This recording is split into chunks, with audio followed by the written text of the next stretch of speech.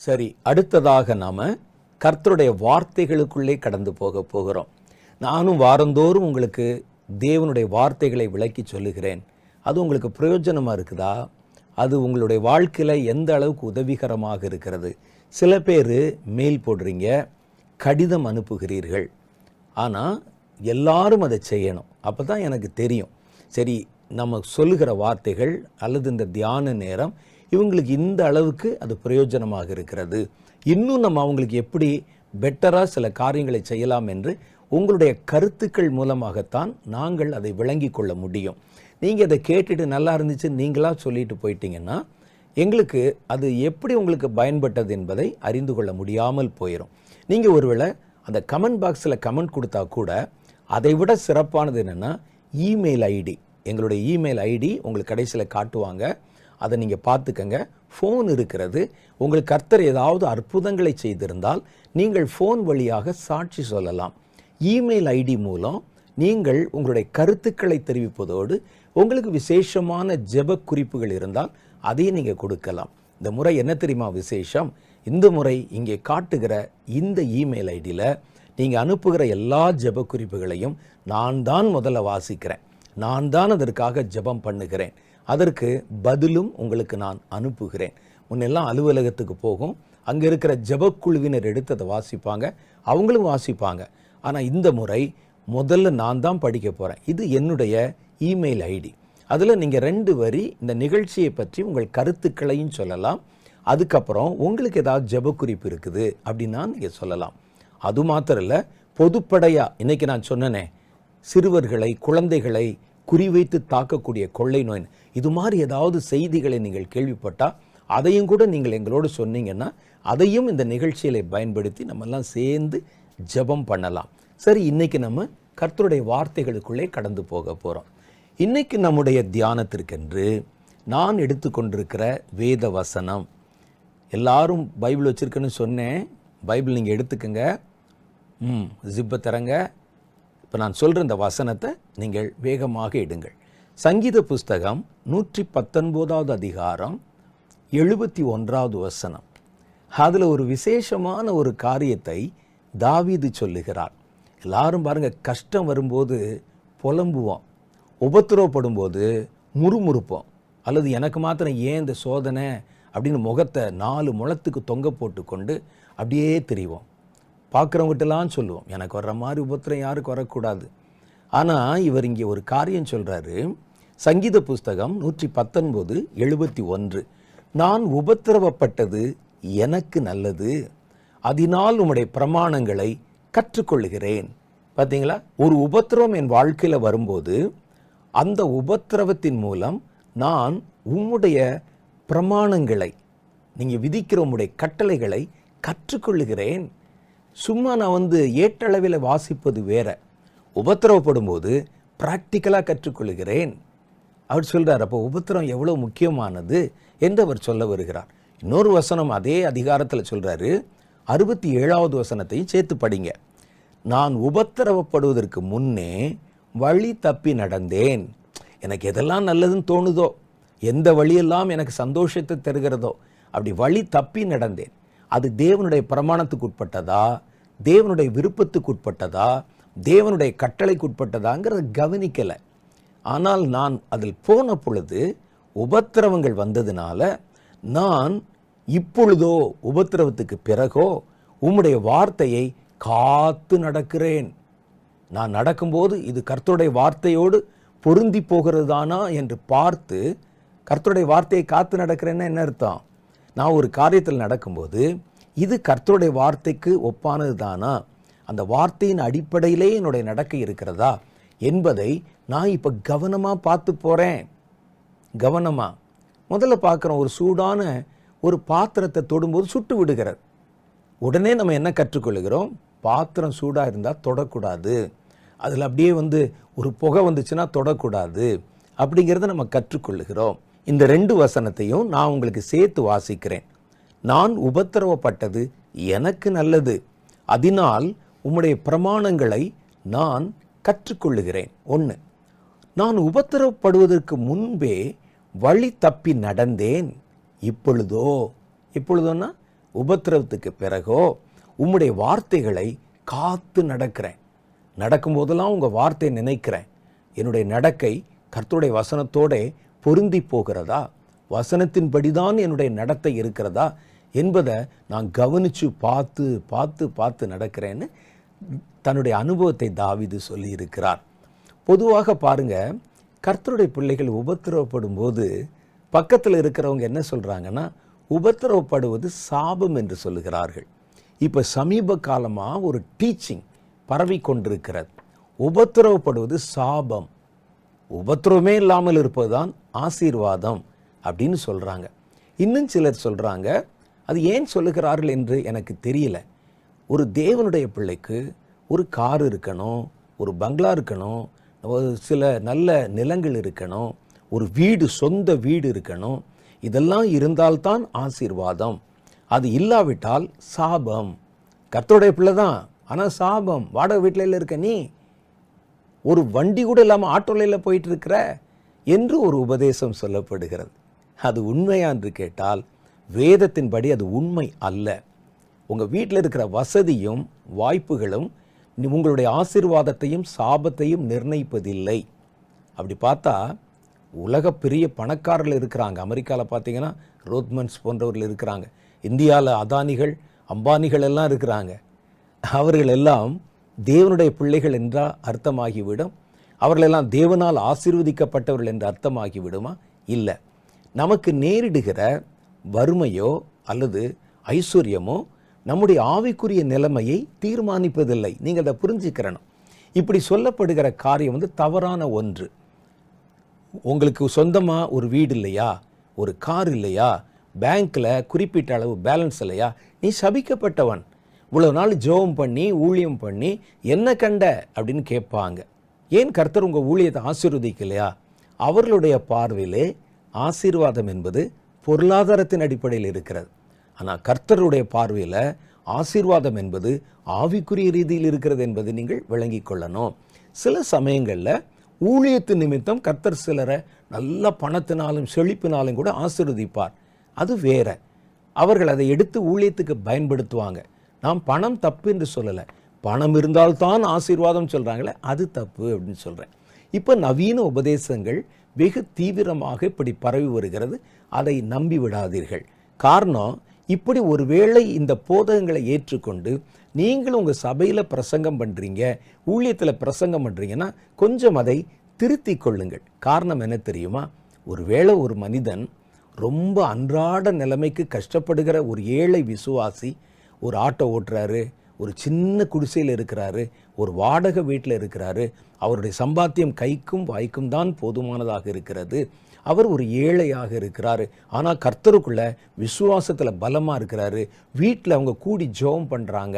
இவர் என்ன நினைச்சிருவார்னா, நம்ம இவ்வளவு செய்தும் நாம் சாபத்தில் இருக்கிறோமோ என்று நினைத்து விடுவார். அவர் சாபத்தில் இல்லை. ஐஸ்வர்யத்தில் இருக்கிறவங்க ஆசீர்வாதத்தில் இல்லை. ஆசீர்வாதத்தை பணமோ வறுமையோ தீர்மானிப்பதில்லை.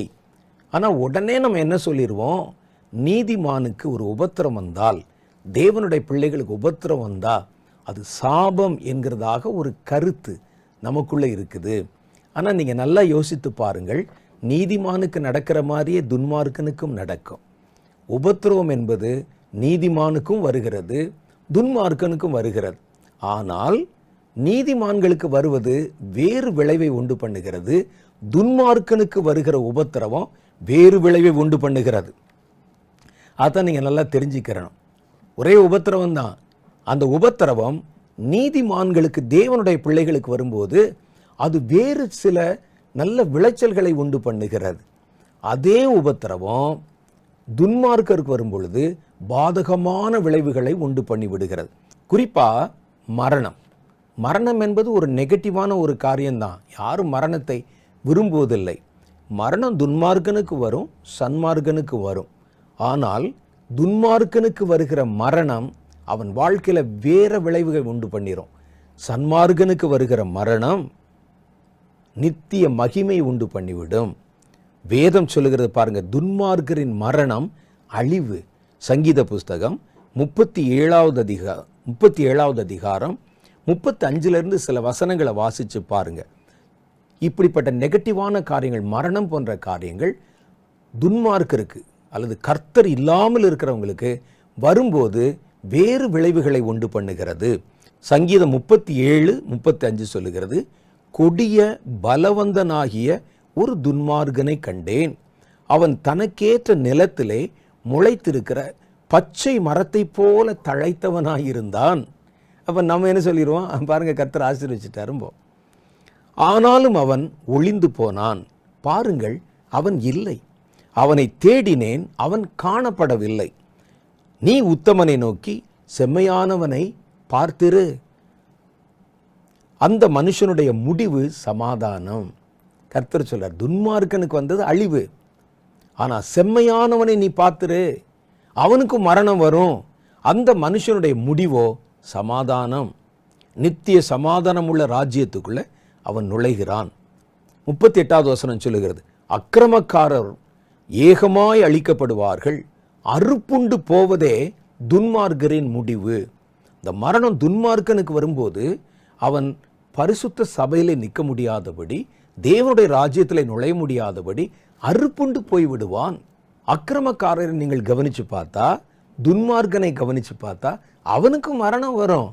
ஆனா அந்த மரணம் அவனை பரலோகத்தில் சேர்க்காது, அந்த மரணம் அவனை அறுப்புண்டு போக பண்ணும் என்று கர்த்தருடைய வேதம் சொல்லுது. அதனால ஒரு நெகட்டிவா ஒரு காரியம் நடக்குது அப்படின்னு பார்த்த உடனே நீங்களா ஒரு முடிவுக்கு வந்துடாதீங்க. ஒரு பரிசுத்தவான் வியாதிப்பட்டால், ஏன் அவ்வளோ பேசினாரு, பல பேரை குணமாக்குனாரு, ஏன் அவருக்கு வியாதி அப்படின்னு நீங்க கேட்டுறாதீங்க. நீதிமானுக்கு வருவதைப் போலவே துன்மார்க்கனுக்கு வரும். துன்மார்க்கனுக்கு வருவது வேறு விளைவுகளையும், நீதிமானுக்கு வருவது வேறு விளைவுகளையும் உண்டு பண்ணும். அது நம்முடைய குறைவான அறிவினாலே நம்ம அப்படி சிந்திக்கிறோம். யோபுவினுடைய நண்பர்கள் அப்படித்தான் சிந்தித்தார்கள். ஒரு நீதிமானா இருக்கிற ஒரு ஆளு, ஒரு தேவனுடைய ஊழியக்காரனா இருக்கிற ஒரு மனிதன், கர்த்தரை விசுவாசிக்கிற ஒரு பரிசுத்தவான், அவனுடைய வாழ்க்கையில திடீரென்று மாறுபட்ட எதிர்மறையான நிகழ்வுகள் நடந்தா உடனே பக்கத்தில் இருக்கிறவங்க சட்டுன்னு என்ன முடிவுக்கு வந்துருவாங்க, அவன் ஏதோ பாவம் பண்ணியிருப்பான் ஐயா, அவன் ஏதோ அந்தரங்க விஷயத்துல சிக்கி இருப்பான் போல இருக்குது, அதனால தான் கர்த்தர் அடித்து விட்டார், கர்த்தர் தண்டித்து விட்டார் என்ற ஒரு முடிவுக்கு வந்துருவாங்க. பாருங்கள், வேதத்தில் அப்படித்தான். நீதிமானாய் இருந்த யோபு பரலோகம் வரைக்கும் அவருடைய பேர் எட்டியிருந்தது, பாதாளம் வரைக்கும் அவருடைய பேர் எட்டியிருந்தது. சாத்தான் அத்தனை பேரை விட்டுட்டு அந்த ஆள் மேலே கண் வச்சிருந்தான். நேராக போய் பிராது பண்ணுவதற்கு போய் பரலோகத்தில் தேவ சங்கத்தில் போய் நின்று அங்கே போய் பேசுகிறான். அவர் வந்த உடனே கர்த்தர் கண்டுபிடிச்சிட்டார், என் தாசனாகிய யோபுவின் மேல் உன் கண்ணை வைத்தாயோ என்று. அப்போ பாருங்க, சாத்தானுக்கு கூட அவனுடைய பேர் தெரிஞ்சிருக்குது, பரலோகத்தில் அவனுடைய பேர் தெரிஞ்சிருக்குது. அந்த அளவுக்கு நீதிமானாக இருந்த ஒரு மனிதன். அவருடைய வாழ்க்கையினுடைய முன்பகுதியை பற்றியெல்லாம் வேதத்தில் நிறைய சொல்லியிருக்கு. திடீர்னு ஒரு பெரிய டிசாஸ்டர், எதிர்பார்க்காத ஆபத்துகள் ஒன்றன் பின் ஒன்றாக, பிள்ளைகள் மரிக்கிறாங்க, அவருடைய ஆடு மாடுகளை வந்து பல கொள்ளையர்கள் கொள்ளையடித்து கொண்டு போய்விடுகிறார்கள், வீட்டில் இருந்ததெல்லாம் பொருள் எல்லாம் காணாமல் போய்விடுகிறது. இதெல்லாம் ஒவ்வொரு செய்தியாக கேள்விப்பட்டு கொண்டே இருக்கிறார். திடீரென்று பார்த்தா சரீரத்தில் ஊறல் எடுக்கிறது, அது கொடிய விஷ பருக்களை உண்டு பண்ணுகிறது. அடுத்த காட்சியில் பார்க்குறோம், அதுக்கு மேலே அவரை வீட்டில் கூட இருக்க விடக்கூடாதபடி அவரை தெருவில் வீதியில் கொண்டு வந்து கிடத்தி விடுகிறார்கள். அவர் தன் சரீரத்தில் இருக்கிற அந்த இச்சிங் தாங்க முடியாமல் ஒரு ஓட்டை எடுத்து சுரண்டி கொண்டிருந்தாராம். பாருங்க, காட்சி மாறிவிட்டது. பார்க்குறவங்க என்ன நினைப்பாங்க, பெரிய விருந்து செய்தான், வருஷத்துக்கு ஒரு முறை மாசத்துக்கு ஒரு முறை தன்னுடைய பிள்ளைகளை அழைத்து தேவனுக்கு நல்ல பலிகளை செலுத்தி, என் பிள்ளைகள் ஏதாவது அறியாமல் தப்பு செஞ்சிருப்பாங்கன்னா காமிச்சானே. இதெல்லாம் பில்டப் ஐயா, வெளியே நம்மெல்லாம் பார்க்கணும், தன்னை பாராட்டணும் என்று நினைத்திருப்பான் போல. அவனுடைய மிக முக்கியமான 3 நண்பர்கள் வந்தவங்க என்ன சொல்றாங்க பாருங்க. அவங்க சொல்றதெல்லாம் நீங்க வாசிச்சு பாருங்க. அப்புறமா அவர்கள் எல்லாருமே யோபுவை குற்றம் சொல்லி, இதனால்தான் உனக்கு இப்படி வந்திருக்கும், இதனால தான் இந்த காரியம் வந்திருக்கு, எனக்கு தெரியும் என்றே அவர்கள் சொல்லுகிறார்கள். அதில் நீங்கள் இன்னும் படித்து பார்த்தீங்கன்னா ஒரு ஆள் இன்னும் ஒரு படி மேலே போய், கர்த்தருடைய ஆவியானவர் வந்து ஒரு ஆவி வந்து எனக்கு சொல்லிச்சு, யோபு இந்த மாதிரி பாவத்தில் இருந்தான், நான் அதிகாலையில் ஒரு ஆவி எனக்கு முன்பாக வந்து இதை சொன்னது என்றெல்லாம் சொல்கிறத பார்க்குறோம். அதில் பிரதானமாய் அவருடைய நண்பர்களில் ஒருவர், அவர் என்ன சொல்கிறார், எலிகு என்பவர், அது அவருடைய பேர். அவர் பாருங்க, நீ செஞ்ச பாவத்தினால தான் கர்த்தர் உன்னை தண்டிச்சிட்டாரு, நீதிமானுக்கு துன்பம் வந்தால் அவன் பாவம் செய்திருக்க வேண்டும் என்ற அவசியம் அல்ல. நீதிமானுக்கு உபத்திரம் வந்தால் அவன் பாவத்தினால் தான் உபத்திரப்படுகிறான் என்றும் அவசியம் அல்ல. நீதிமானுக்கு மரணம் வந்தால் அவன் அழிந்து விட்டான் என்பதும் பொருள்மை அல்ல. நீதிமானுக்கு நடக்கிற மாதிரி தான் துன்மார்க்கனுக்கு நடக்கும், இந்த எதிர்மறை வினைகள். ஆனால் அது ஒவ்வொருவருக்கும் ஒவ்வொரு விளைச்சல்களை உண்டு பண்ணும் என்பதை கருத்தில் கொள்ள வேண்டும். இங்கே பாருங்க, யோபுவின் புஸ்தகத்தில் 11வது அதிகாரம் 13வது வசனத்தில் அவருடைய நண்பர்கள் சொல்றாங்க, நீர் உம்முடைய இருதயத்தை ஆயத்தப்படுத்தி, நீ கர்த்தருக்கு விரோதமாக என்னமோ செஞ்சிருக்க, இப்போ நீ என்ன செய்யணும், உன் இருதயத்தை ஆயத்தப்படுத்தி உம்முடைய கைகளை அவருக்கு நேராக விரித்தால் நலமாயிருக்கும். நீ ஜெபமே பண்றதில்லப்பா, அதுதான் காரணம். உம்முடைய கையிலே அக்கிரமம் இருந்தால் அதை தூரத்தில் அகற்றிவிட்டு அநியாயம் உடைய கூடாரங்களில் வாசமாய் இருக்க ஒட்டாதிரும். அப்போ அவன் நினைக்கிறான், இவ்வளவு நாள் ஏதோ அநியாயம்தான் பண்ணிட்டு இருந்திருக்கிறான் இந்த ஆள், கர்த்தர் பொறுமையா இருந்து அடிச்சிட்டாரு, உன் கூடாரத்தில் அநியாயம் இருக்குது, அதை அகற்றி விடு, அப்பொழுது உம்முடைய முகத்தை மாசில்லாமல் ஏறெடுத்து பயப்படாமல் திறன் கொண்டிருப்பீர். ஏன் இப்படி ஓட்ட உட்கார்ந்து சுரண்டிட்டு இருக்கப்பா யோபு? பத்தியா, உன் கூடாரத்தில் அக்கிரமம் இருக்கு, அதெல்லாம் நீ கரெக்ட் பண்ணு. எல்லாரும் அப்படி தான் சொல்லுவாங்க. ஒருவேளை அதுவும் இருக்கலாம், அதை நீங்கள் பார்க்கணும். ஆனால் ஒருவேளை உபத்திரம் வந்துவிட்டால், பாடுகள் வந்துவிட்டால் சாபம் என்ற கருத்துக்குள்ளே போயிடாதீங்க. நீதிமானுக்கும் உபத்திரம் வரும். சின்ன குடிசை வீட்டிலேருந்து ஊழியம் செய்கிறார், சாபம். பாருங்க, வந்தால் சர்ச்சு கட்டி இப்போ தான் வச்சுருந்தார், துன்மார்க்கர்கள் வந்து அடித்து நொறுக்கிட்டாங்க. இது நம்ம சொல்கிறது எங்கே கேட்குறாரு? அவர் செய்ததுக்கு கர்த்தர் அவரை தண்டித்து விட்டார். சொல்லிடாதீங்க. உபத்திரவங்கள் வந்தால் அது சாபம் என்று அர்த்தம் அல்ல. அதே நேரத்தில் செழிப்பு வந்தால் அது ஆசீர்வாதம் என்றும் அர்த்தம் அல்ல. ஒரு செழிப்போ ஒரு வறுமையோ ஒரு மனிதனுடைய ஆசீர்வாதத்தையும் சாபத்தையும் நிர்ணயிப்பதில்லை என்பது நீங்கள் விளங்கிக் கொள்ள வேண்டும். வேதத்தில் என்ன சொல்லுதுன்னா, தேவனுடைய பிள்ளைகளுக்கு உபத்திரவங்கள் வரும், துன்மார்க்கர் அவர்களுக்கும் உபத்திரம் வரும். ஆனால் இது வேற விளைச்சலை உண்டு பண்ணும், அது வேற விளைவுகளை உண்டு பண்ணும். பாருங்கள், இங்கே மரணத்தை பற்றி பார்த்தோம். துன்மார்க்கருடைய மரணம் அழிவு, ஆனால் தேவனுடைய பிள்ளைகளின் மரணம் கர்த்தருடைய பார்வையிலேயே அருமையானதான். வேதத்தில் சொல்லுது பாருங்க, சங்கீத புஸ்தகம் 116வது அதிகாரம் 15வது வசனம் என்ன போட்டிருக்கு? கர்த்தருடைய பரிசுத்தவான்களின் மரணம் அவர் பார்வைக்கு அருமையானது. ஏன்னா அந்த பரிசுத்தவானுடைய மரணம் பூமிக்கு லாஸு, பரலோகத்துக்கு லாபம். தெரியுமா? நம்ம இங்கே இருக்கிறோம் பூமிக்கு, கர்த்தருடைய பார்வையில் ரொம்ப அருமையானது. ஒரு நல்ல தேவ மனுஷன், ஒரு நல்ல பரிசுத்தவான் ஒருவேளை மரிக்கும்போது நமக்கு கஷ்டம்தான், அது நமக்கு நஷ்டம்தான். ஆனால் பரலோகத்துக்கு அது லாபம். அந்த மரணத்தினால ஒரு பெரிய சந்தோஷம் உண்டாகுது பரலோகத்தில். நம்ம தான் இங்கே கட்டி பிடிச்சி அழுதுகிட்டு இருப்போம், ஐயோ போயிட்டாரே என்ன செய்யறது. பரலோகத்தில் பாருங்க, மகிழ்ச்சி உண்டாகும் போல. அதைத்தான் வேதம் சொல்லுகிறது. கர்த்தருடைய பரிசுத்தவான்களின் மரணம் அவர் பார்வைக்கு அருமையானது என்று எழுதியிருக்கிறது. உபத்திரவங்களும் தீமைகளும் எல்லா மனிதர்களுக்கும் சம்பவித்தாலும் அது கர்த்தருடைய ஜனங்களுக்கு அனுமதிக்கப்படும் போது வேறு விதமான நல்ல விளைவுகளை அவருடைய வாழ்க்கையில் உண்டாக்குகிறது. பாவிகளிடத்திலே அது அனுமதிக்கப்படும் போது அது வேறு விதமான விளைவுகளை உண்டு பண்ணுகிறது. உபத்திரவம் மாத்திரமல்ல, அந்த மனிதனுக்கு வருகிற வியாதி, மரணம், பாடு, சோதனை, இது எல்லாமே பரிசுத்தவான்களுக்கு வந்தால் அது நல்ல விளைவுகளை உண்டு பண்ணுகிறது. அதை நம்ம தெரிஞ்சுக்கிறணும்.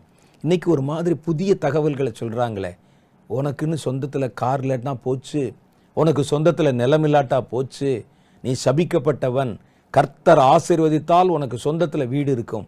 அப்படிலாம் எங்கேயுமே கிடையாது. அப்படிப்பட்ட உபதேசங்கள் ஏன் செய்கிறாங்க என்பது எனக்கு தெரியலை. ஒருவேளை உங்களை உற்சாகப்படுத்த செய்கிறாங்களா அல்லது உங்கள் மூலம் தாங்கள் உற்சாகம் அடைய செய்கிறாங்களா என்பதை குறித்து எனக்கு ஒன்றும் தெரியல.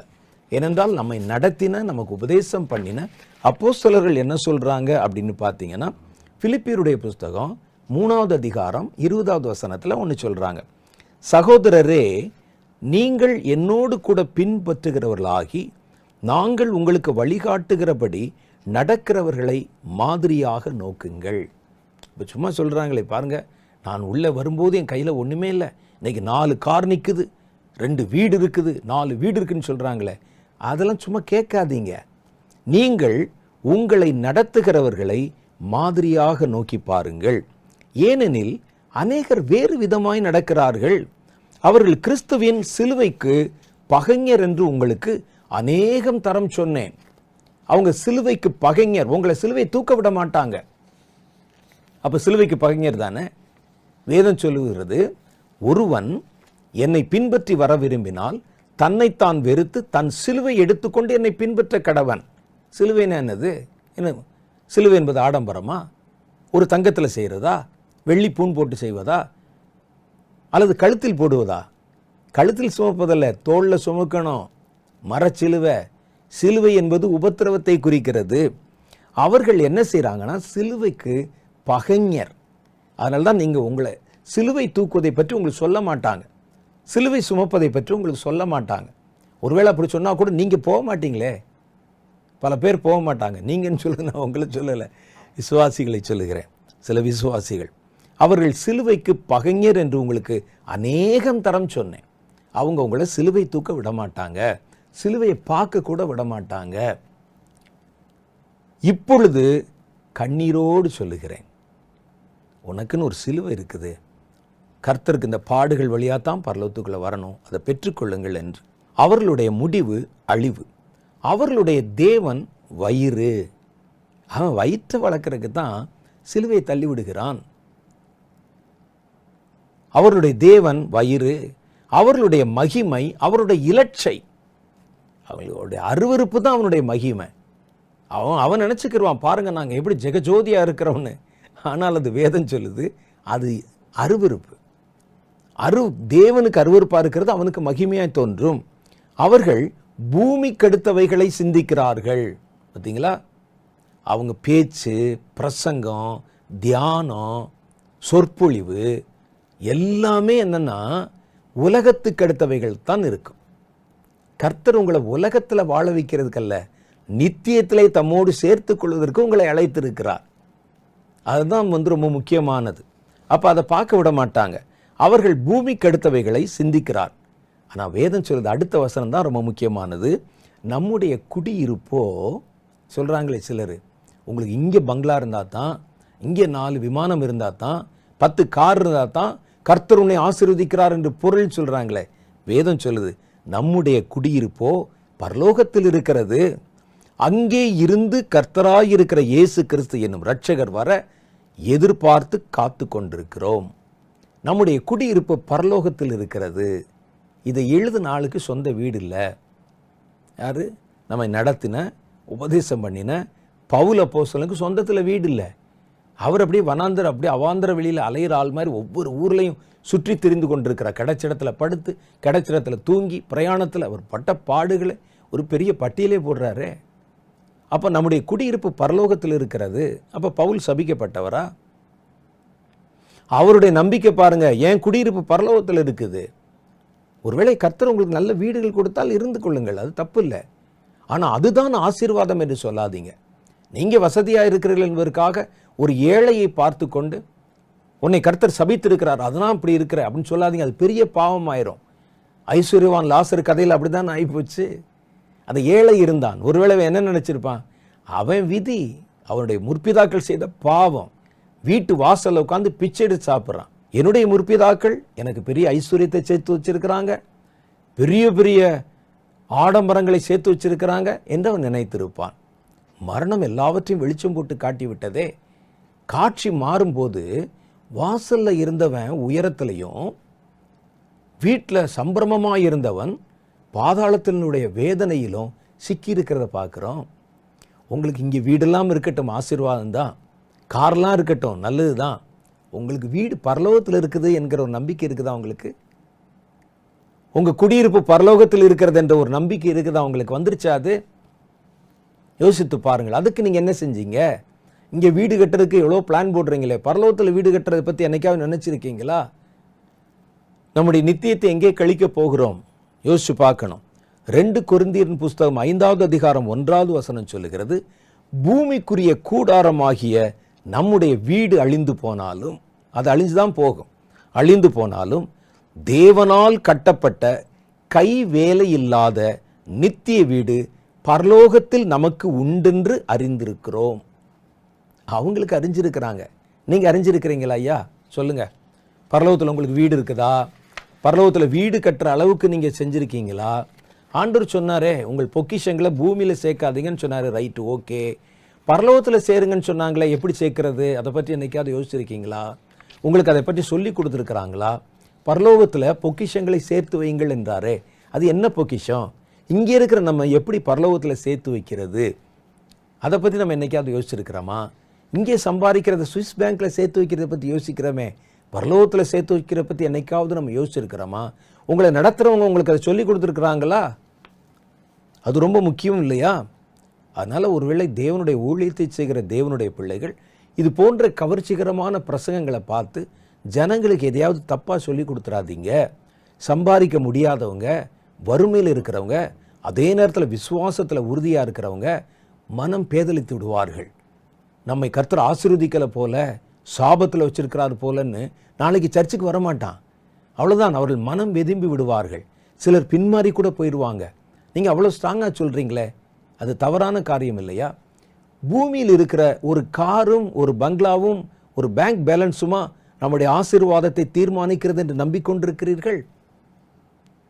பூமியில ஒன்றும் இல்லாமல் நம்ம இருக்கிறது அது சாபத்துக்கு அடையாளம் என்றா நம்பிக்கொண்டிருக்கிறீர்கள்? இல்லை. சபிக்கப்பட்டவர்களுக்கு அப்படி நடக்கலாம். ஆனால் அதே இந்த சாபத்துக்குண்டான காரியத்தை போல இந்த வறுமையோ ஒரு வியாதியோ தேவனுடைய பிள்ளைக்கு வரும்போது அது சாபம் அல்ல. அது ஏதோ சில விளைவுகளை உண்டு பண்ணுகிறது. யோபுக்கு வந்தோடனே அப்படிதான் முடிவுக்கு வந்துட்டாங்க. போச்சு, சபிக்கப்பட்ட, கர்த்தர் தள்ளிட்டாரு, அந்தரங்க பாவம் இருக்கு, உன் கூடாரத்தில் தேவன் அருவருக்கிற காரியம் இருக்கு. இவர்களா உட்கார்ந்து யோபு சொல்ற, நான் ஒன்றும் பாவம் செய்யலையா, என் வார்த்தையில் கூட அதெல்லாம் இல்லை, அப்புறம் ஏன் இப்படி வந்தது? அதே மென்டாலிட்டி யோபுவின் காலத்தில் இருக்க மனப்பான்மை இன்னைக்கு வரைக்கும் மனிதர்களுக்குள் இருப்பது தான் ஆச்சரியம். எவ்வளோ மனநிலை மாறி இருக்கு, எவ்வளவு போதகர்கள் வந்திருக்கிறாங்க, எவ்வளோ வசனம் வந்து விட்டது. யோபுவின் காலம் வேதாகமத்தில் முந்தின காலம், மூத்த காலம். எந்த வேதாம புஸ்தகம் எழுதப்படுவதற்கு முன்பாக எழுதப்பட்ட புஸ்தகம் யோபுவின் புஸ்தகம் என்று சொல்றாங்க. அந்த காலத்தில் இருந்தவங்க என்ன மனநிலை கொண்டிருந்தார்களோ அதே தான் இன்னைக்கு இருக்குது. ஒருவன் அடிக்கப்படும் போது, ஒரு சபை சூறையாடப்படும் போது, ஒருவன் செய்கிற ஊழியத்தில் ஒன்றும் எந்த வசதியும் பெருகாமல் இருக்கும்போது சாபம், கர்த்தர் தள்ளிட்டார் அப்படின்னு நீங்கள் நினைப்பது ஆச்சரியமாக இருக்கிறது. அந்த மனநிலையை வளர்த்து கொள்ளாதீர்கள். கர்த்தர் ஒவ்வொருவரையும் பலப்படுத்துவதற்கும் அவர்களை உருவாக்குவதற்கும் சில காரியங்களை அவர்கள் மேலே அனுமதிப்பாங்க. உங்களுக்கு தெரியாதது. நீங்கள் மேலோட்டமாக பார்த்துட்டு இது சாபம், இது ஆசீர்வாதம்னு தீர்த்துட்டு நீங்கள் வாட்டு போயிடாதீங்க. அது தவறுகளில் உங்களை கொண்டு வந்து சேர்த்து விடும். ஏன் இப்படி சொல்கிறேன் அப்படின்னு கேட்டால், யோபுவின் நண்பர்கள் அப்படி பேசுனாங்கல்ல, கர்த்தர் கடைசியில் சொல்கிறாரு பாருங்க, யோபுவின் நண்பர்கள், உன்னுடைய நண்பர்கள் உன்னை போல நிதானமாக பேசலை. நம்ம நினைக்கிறோம் நம்ம தான் சும்மா பேசிட்டு போயிட்டோம், இதனால் என்ன இருக்குது அப்படின்னு நீங்கள் நினைக்காதீங்க ஐயா. அது பெரிய பாவம். அதான் பாவம்னு வேதம் சொல்லு. வந்தாங்க, ஆறுதல் சொல்கிற மாதிரி புத்தி சொன்னாங்க, குற்றஞ்சாட்டினாங்க யோபுவை. கர்த்தர் அதை பற்றி என்ன சொல்லுகிறார் பார்க்கலாமா? யோபு 42வது அதிகாரம் 7வது வசனத்தில் கர்த்தர் பேசுகிறார். கர்த்தர் இந்த வார்த்தைகளை யோபோடு பேசின பின் கர்த்தர் தேமானியானாகிய எலிப்பாசை நோக்கி, உன்மேலும் உன் 2 சிநேகிதர்கள் மேலும் எனக்கு கோபம் மூழுகிறது. என் தாசனாகிய யோபு பேசினது போல நீங்கள் என்னை குறித்து நிதானமாய் பேசவில்லை. அவனுக்கு உபத்திரம் வருதுன்னு சொன்னோன்னே நீ பாட்டுக்கு நியாய தீர்ப்பு கொடுத்துட்டு இருக்க, அது சாபம் சொல்லிட்டு இருக்கிற, அவருடைய ஆசீர்வாதமெல்லாம் போச்சு, கர்த்தர் தள்ளிட்டார்னு சொல்லிட்டு இருக்கிற, உனக்கு தெரியாத காரியத்தில் துணிகரமாய் நுழைகிறாய். இப்படி பேசிட்டீங்கன்னா கர்த்தர் சொல்றார், அவர்கள் மேலே தேவனுடைய கோபம் மூழுமாம். கர்த்தருடைய கோபம் மூழும். ஒரு யூடியூப் இருக்குது, ஒரு கேமரா இருக்குன்னா என்ன வேணாலும் பேசலாமா? ஒரு ஏழை அடிக்கப்படும் போது, நிந்திக்கப்படும் போது, ஒருவனுடைய பொருள் சூறையாடப்படும் போது, நான் ஏன் இதை திருப்பி திருப்பி சொல்றேன்னா, சில போதகர்கள் அப்படிப்பட்ட பாடான அனுபவங்களுக்குள்ளே போனவங்க சொன்ன ஒரு வார்த்தை, வீட்டுக்குள்ளே புகுந்து அவருடைய பிள்ளைகளெல்லாம் வீதியில் தூக்கி எரிஞ்சு பொருள்களெல்லாம் அடிச்சு நொறுக்கி ஒரு சின்ன குடிசை, அதற்குள்ளே ஆராதனை நடத்தி கொண்டிருக்கிறாங்க கர்நாடகா மாநிலத்தில். உள்ளே நுழைந்தவர்கள் எல்லாவற்றையும் வீசி எறிந்து சபை கட்டடத்தை வந்து இடித்து பொருள்களெல்லாம் இடிச்சு சிலுவையெல்லாம் போட்டு ஒட்டச்சு ஒரு போய் சில ஊழியர் இடத்துல போய் நின்றாங்க. அப்போ சொன்னாங்க, இதுக்கு தான் சொல்கிறது, நல்லா ஜெபம் பண்ணணும், நல்லா செழிப்பாக இருக்கணும். நீ இன்னைக்கு வந்து வறுமையில் இருக்கிறனால தானே வர்றவன் போகிறவெல்லாம் உன்னை அடிக்க முடிகிறது. அது சாபம். இத்தனை வருஷம் ஊழியம் செஞ்சு கர்த்தர் ஏன் உன்னை ஆசீர்வதிக்கலை? எங்கள் சபைக்கு வர சொல்லி பார்க்கலாம், வருவாங்களான்னு பார்க்கலாம் என்றெல்லாம் அவர்களை சொல்லி காயப்படுத்தின செய்தியை என் காதில் நானே கேட்டிருக்கிறேன். அதனால தான் சொல்கிறேன், அவசரப்பட்டு பேசிடாதீங்க. யோபு இன்னைக்கு சுரண்டிக்கிட்டு இருக்கிறான், யோபு இன்னைக்கு வெளியே உட்கார்ந்துருக்கிறான், யோபு இன்னைக்கு துன்புறுத்தப்படுகிறார். நீங்கள் உடனே ஒரு அவசர முடிவுக்கு வந்துடாதீங்க. சரி, வார்த்தை தானே ஏதாவது சொல்லிட்டு போகணும்னு நினைச்சிடாதீங்க. வேதம் சொல்லுகிறது, இப்படி தனக்கு தெரியாத காரியங்களில், நிதானிக்க தெரியாத காரியங்களில் நீங்களா இப்படி ஒரு கருத்தை சொல்லி ஜனங்களை குழப்பப்படுத்தினா கர்த்தருடைய கோபம் உங்கள் மேல் மூளும். அதான் ஆண்டவர் சொல்றார். பாருங்க, எலிப்பாசை கர்த்தர் பார்த்து சொல்லுகிறார், உன்மேலும் உன் 2 சிநேகிதர் மேலும் எனக்கு கோபம் மூழுகிறது. கர்த்தருடைய கோபம் உண்டா என்னாகும் தெரியும். இதற்கு முன்னால் நடந்த ஒரு செய்தியில் நான் பேசியிருக்கிறேன். என் தாசனாகிய யோபு பேசினது போல நீங்கள் என்னை குறித்து நிதானமாய் பேசவில்லை.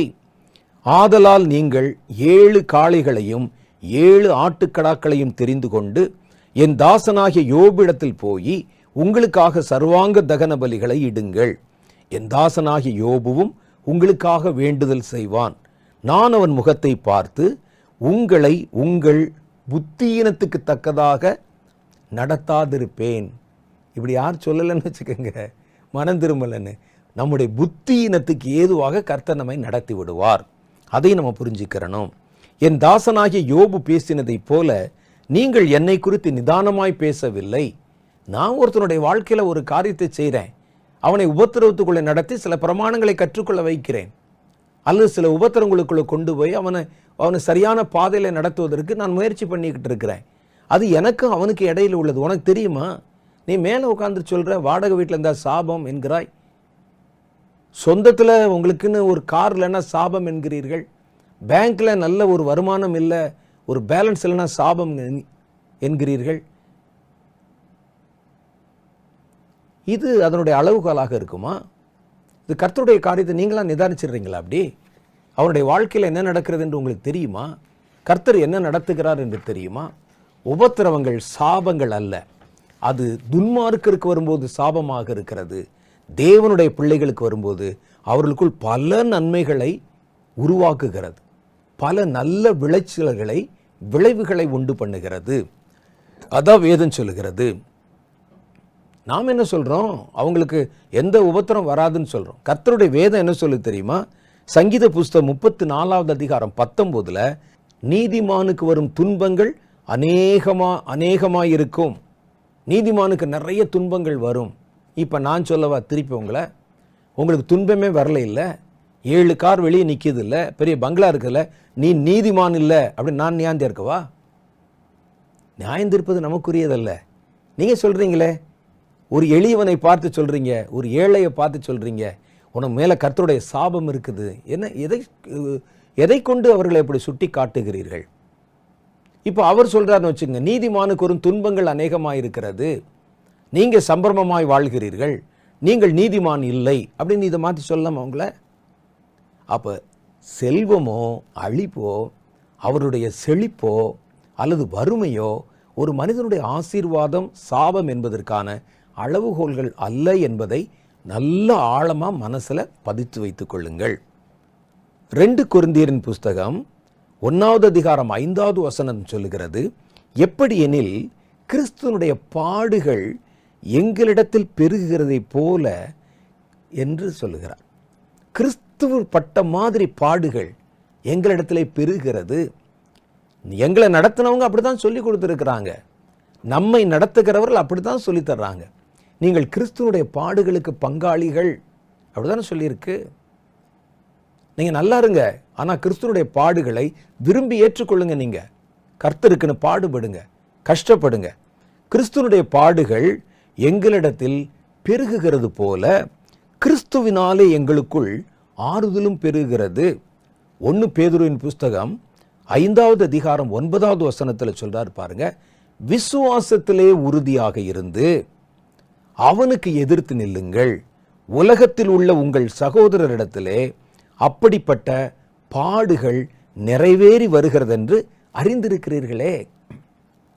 இப்ப உலகத்துல வாழ்ந்து கொண்டிருக்கிற உங்க சகோதரர்கள், உங்க மாதிரி விசுவாசத்துக்குள்ள வந்தவங்க, ஊழியம் செய்யறவங்க, அழைக்கப்பட்டவங்க, அழைப்பிலே ஓடிக்கொண்டிருக்கிறவர்கள், அவர்களுக்குள்ளே பாடுகள் வருகிறதை நீங்கள் அறிந்திருக்கிறீர்களே. பாடுகள் வழியா தான் போனாங்க. மீதி இருந்த அப்போஸ்தலர்கள் 11 பேரும் எப்படி மரித்தார்கள் என்று உங்களுக்கு தெரியுமா? ஒவ்வொருவரும் வாதிக்கப்பட்டு, துன்புறுத்தப்பட்டு, இரத்த சாட்சிகளாக மரித்து, அப்படிதான் வேதம் சொல்லுதாங்க. தேவனுடைய ஜனங்களுக்கு உண்டாகிற உபத்திரவங்கள் அவர்களுக்குள்ள என்னென்ன விளைவுகளை உண்டு பண்ணுகிறது? மறுபடியும் உங்களுக்கு நினைவூட்டுறேன், உபத்திரவங்கள் துன்மார்க்கருக்கு வரும்போது ஒரு விதமான விளைவுகளையும், அதே மாதிரி உபத்திரவங்கள் பரிசுத்தவான்களுக்கு வரும்போது வேறு விதமான விளைவுகளையும் உண்டு பண்ணுகிறது என்பதை கருத்தில் வச்சுக்கோங்க. முதல் காரியம் பாருங்க, நம்ம ஏற்கனவே வாசிச்சது தான், தியானத்துக்கு என்று எடுத்துக்கொண்டது தான். உபத்திரவங்கள் நம்முடைய வாழ்க்கையிலே அனுமதிக்கப்படும் போது கர்த்தருடைய பிரமாணங்களை கற்றுக்கொள்ள வைக்கிறது. அப்ப கர்த்தர் பார்க்கிறார், என்னுடைய பிரமாணங்களை கற்றுக்கொள்ள வைக்கிறது. அதை கற்றுக்கொள்ள வைப்பதற்கு கர்த்தர் உபத்திரவங்களின் பாதையிலே நம்ம நடத்துகிறார். உபாம புஸ்தகம் 8வது அதிகாரத்தில் சொல்லும்போது அதான சொல்றாரு, உன்னை உபத்திரவத்தின் பாதையிலே நடத்தி உன் இருதயத்தில் உள்ளதை நீ அறியும்படிக்கும், உன்னை நடத்துகிற கர்த்தர் யார் என்று அறியும்படிக்கும் உன்னை இந்த உபத்திரவத்துக்குள்ளே நடத்தினேன் என்று அல்லவா சொல்லுகிறார். அதான் இங்க சொல்றாரு பாருங்க, கர்த்தருடைய பிரமாணங்களை கற்றுக்கொள்ள வைக்கிறது. கற்றுக்கொள்ள அப்ப 2 விதத்துல நம்ம கற்றுக்கொள்ளுகிறோம். ஒன்று, வசனத்தை எடுத்து வாசிக்கிறோம், தியானிக்கிறோம், குறிப்பெழுதுகிறோம், அடிக்கடி படுக்கிறோம் எல்லாம். இன்னொன்று இருக்குது, அதை ப்ராக்டிக்கலாக கற்றுக்கொள்ளுகிறோம். ஸ்கூலில் 2மே இருக்குல்ல, காலேஜில் 2மே இருக்குல்ல. ஏட்டில் 1 படிப்பீங்க, படித்ததை செயல்படுத்தி பார்ப்பீங்க. கர்த்தர் அதுதான் உபத்திரவங்களுக்குள்ளே நம்மை நடத்தும் போது தேவனுடைய பிரமாணங்களை நீங்கள் கற்றுக்கொள்ளுகிறீர்கள், பிராக்டிக்கலாக கற்றுக்கொள்ளுகிறீர்கள். இஸ்ரவேல் ஜனங்கள் பாருங்க, எகிப்தும் இஸ்ரவேலும் அவர்கள் சொல்லுகிற கானான் தேசமும் பக்கத்தில் இருக்கக்கூடிய இடங்கள். ஆனால் கர்த்தர் அவர்களை சுற்று வழியிலே நடத்தி வந்தார். எவ்வளோ நாள்? 40 வருஷம். 40 வருஷம். அது உபத்திரவம் தான். சொந்தத்தில் ஒரு வீடு இல்லை, உங்களுக்கு தங்குறதுக்கு ஒரு இடம் இல்லை, ஒரு பயிர் செய்வதற்கு நிலம் இல்லை. 40 வருஷம் நாடோடி மாதிரி நடக்கணும். ஆனால் அந்த 40 வருஷமும் அவர்களை செதுக்கியது. 400 வருஷ அடிமைத்தனத்தின் அந்த அடிமை புத்தி இருக்கு பாருங்க, அந்த புத்தியை எடுத்து போட்டு ஒரு நாட்டை நிர்வகிக்கக்கூடியவர்களாக, அவர்களை பலமுள்ள ஒரு சேனையாக இந்த 40 வருஷம் அவர்களை உருவாக்கினது. அதை மறுக்க முடியுமா நீங்க? ஒரு காலத்தில் பார்வோன் சேனை எதிர்த்து வந்த போது கையை பிசைந்து கொண்டிருந்த அதே கூட்டம் தானே அடுத்து எரிகோவை பார்த்த பொழுது, அமலேக்கியர்களை பார்த்த பொழுது, ஏவியரை பார்த்த பொழுது அவங்க அவரோட கூட யுத்தம் கலந்தார்களே, பயப்படலையே. அப்புறம் இவங்களை பார்த்தானே மற்றவங்க பயப்படுறாங்க. அதான் வேதம் சொல்லுது, உபத்திரவப்பட்டது நல்லது, அதனால் நாங்கள் உம்முடைய பிரமாணங்களை கற்றுக்கொள்ளுகிறோம். உபத்திரவங்கள் கர்த்தருடைய பிரமாணங்களை பிராக்டிக்கலாக நம்முடைய வாழ்க்கையில் கற்றுக்கொள்ள வைக்கிறது. அனுபவபூர்வமான படிப்பு இருக்கு பாருங்க, அது மறக்கவே மறக்காது. ஏன்னா நம்ம ஒரு தடவை பட்டு அனுபவித்து விட்டோம் அல்லவா, அது மறக்கவே மறக்காது. 2வது காரியம் பாருங்க, கர்த்தருடைய வழிகளில் நம்மை நடத்துகிறது. உபத்திரம் வருவதற்கு முன்னால நான் வழி தப்பி நடந்தேன். என் பார்வைக்கு எது சரின்னு தோணுதோ, நியாயம் தோணுதோ அதிலெல்லாம் போனேன். கர்த்தர் ஒரு அடி போட்டார். அதுக்கு பிறகுதான் என்னுடைய வாழ்க்கை சீராய் அப்படியே வந்தது. அப்போ ஒரு மனிதன் சீர்பட வேண்டுமானால் ஒரு அடி வேண்டி இருக்குது. அது தப்பு செய்யறதுனால வர்றதில்லை, அவனை சீர்படுத்துவதற்காக வருகிறது. ஒரு சின்ன உதாரணம் சொல்றேன் பாருங்க. எல்லா குழந்தைகளும் குழந்தை பிறந்த உடனே முதல் மூச்சு அந்த மூச்சை வாங்க முடியாது. அப்போ என்ன செய்வாங்கன்னா, அந்த குழந்தைகள் வெளியே வந்த உடனே அந்த தாதிமார், நர்சஸ் முதுகில் ஓங்கி ஒரு அடி வைப்பாங்க. அதை தலைகளை பிடிச்சிட்டு முதுகில் ஒரு ஓங்கி அடி சொன்ன அப்படின்னு சொல்லி மூச்சு இழுக்க ஆரம்பிக்கும். உங்களுக்கு தெரியாது இல்லை, மூச்சு இழுக்க ஆரம்பிக்கும். அப்போ உங்களுடைய முதல் மூச்சே ஒரு அடியில் தானே வந்திருக்கு உங்களுக்கு. முதல் மூச்சே அடிக்கலைன்னா மூச்சு வராது இந்த பிள்ளைக்கு. முதல் மூச்சு எப்படி இழுப்பதுன்னு தெரியாது, ஸ்டார்டிங்கே அதானே. அப்போ அதுக்கு பிறகு தானே அந்த மூச்சு சீர்படுகிறது தாயின் வயிற்றிலிருந்து வெளியே வந்த பிறகு. அதே மாதிரி தான் கர்த்தர் நம்மை சீர்படுத்துவதற்கு, சரியான வழியிலே நம்மை நடத்துவதற்கு சிறு உபத்திரவங்களை அனுமதிக்கிறார் நம்ம மேலே. சங்கீதம் 119 அதிகாரம் 67 தான் சொல்லுது, நான் உபத்திரப்படுவதற்கு முன்பே வழி தப்பி நடந்தேன், இப்பொழுதோ உம்முடைய வார்த்தைகளை காத்து நடக்கிறேன். முதல்ல எனக்கு இஷ்டமானதெல்லாம் செஞ்சேன், இஷ்டமான இடத்துக்கு போனேன், இஷ்டமான காரியங்களில் என்னுடைய நினைவுகளை வைத்தேன், நேரத்தை செலவழித்தேன். ஆனால் இப்போ அந்த சரியான பாதையில் உம்முடைய வார்த்தைகளை காத்து நடக்கிறேன். மூணாவது காரியம் பாருங்க, உபத்திரவங்கள் நம்மை புடமிடுகின்றன. அதனால் புடமிடுகிறது என்றால் என்னன்னா, ஒரு காரியத்தை உபயோகப்படுத்துவதற்கு முன்னால் பக்குவப்படுத்துகிறோம் பாருங்க, அது பேர் தான் புடமிடுவது. சுத்த தங்கத்தில் நகை செய்ய முடியாது. தங்கத்தையோ வெள்ளியையோ நீங்கள் வெட்டி எடுத்தீங்கன்னா அதில் பார்த்தீங்கன்னா இரும்பு துகள்கள் கலந்திருக்கும், வேறு அந்நிய உலோகங்களுடைய துகள்கள் கலந்திருக்கும், மண் கலந்திருக்கும். இதை எடுத்து என்ன செய்கிறாங்க, நல்ல மண்ணெல்லாம் போக்கி கழுவி அதை இன்னும் சுத்த பொண்ணாக மாற்றுவதற்கு அதை நெருப்பில் கொண்டு வந்து போடுறாங்க. நெருப்பில் உருக்கி அதை அப்படியே ஃபில்டர் பண்ணி தங்கத்தை தனியாக பிரித்து விடுகிறார்கள், வெள்ளியை தனியாக பிரித்து விடுகிறார்கள். அதற்கு பிறகுதான் அது பயன்படுத்துவதற்கு தகுதியுள்ளதாக மாறுகிறது.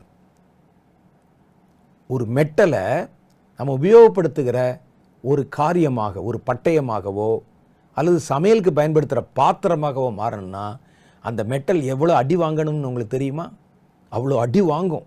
வளைக்கணும், அதை கீழே ஒரு பாத்திரமாக அதை உருவாக்கணும், வனையணும், அவ்வளோ இருக்குது. மண்பானை கூட பாருங்களேன், அந்த மண்ணை எடுத்து நீங்கள் அப்படியே ஒரு பானையை செஞ்சிட முடியாது. குயவர்கள் என்ன செய்கிறார்கள், மண்ணை போட்டு அது மேலே 10 பேர் ஏறி மிதிச்சுக்கிட்டே இருப்பாங்க. அதை மிதி வாங்கணும், அப்போ தான் ஒரு பாண்டத்தை உருவாக்க முடியும். அப்போ கர்த்தர் நமக்கு அனுமதிக்கிற உபத்திரவங்கள் நம்மை உருவாக்குகின்றன, புடமிடுகின்றன. உங்களுக்கு கர்த்தருக்கு பயன்படுகிற அளவுக்கு என்னென்னலாம் தேவையோ, எதெல்லாம் அவசியமற்றவையோ அதெல்லாவற்றையும் அது நீக்கி போட்டு விடுகிறது. அதுக்கு பேர் தான் புடமிடுவது என்று வேதம் சொல்லுகிறது. வேத வசனத்தில் பாருங்க, ஏசாயா 48 அதிகாரம் 10 வசனம் சொல்லுகிறது, இதோ நான் உன்னை நெருப்பில் புடமிட்டேன், உன்னை புடமிட்டேன், ஆனாலும் வெள்ளியை போலல்ல, வெள்ளிக்கு இருக்கிற மாதிரி அந்த அளவுக்கு இல்லை, ஆனாலும் புடமிட்டேன், உபத்திரவத்தின் குகையிலே உன்னை தெரிந்து கொண்டேன். அப்படின்னா என்ன அர்த்தம்? உபத்திரவத்தின் குகையில தான் கர்த்தர் உங்களை எந்த அளவுக்கு பயன்படுத்த முடியும், உங்களுடைய தாங்கு திறன் என்ன என்பதை கர்த்தர் தெரிந்து கொள்ளுகிறார். ஒரு நம்ம சொல்லலாம், கர்த்தர் என்னை அழைச்சாரே, எனக்கு ஒன்றும் உபத்திரவம் இல்லை, நான் போய் கொண்டு வந்த போது கர்த்தர் என்னை கூப்பிட்டாரே, அந்த தெரிந்து கொள்ளுதலை நான் சொல்லலை. நீங்கள் கர்த்தருக்குள்ளே வந்துட்டீங்க, அதுக்கு பிறகு கர்த்தர் உங்களை புடமிடுகிறார், உபத்திரவப்படுத்துகிறார். அந்த உபத்திரவத்தின் குகையில தான் நீ யார் என்பதை நான் தெரிந்து கொள்ளுகிறேன்.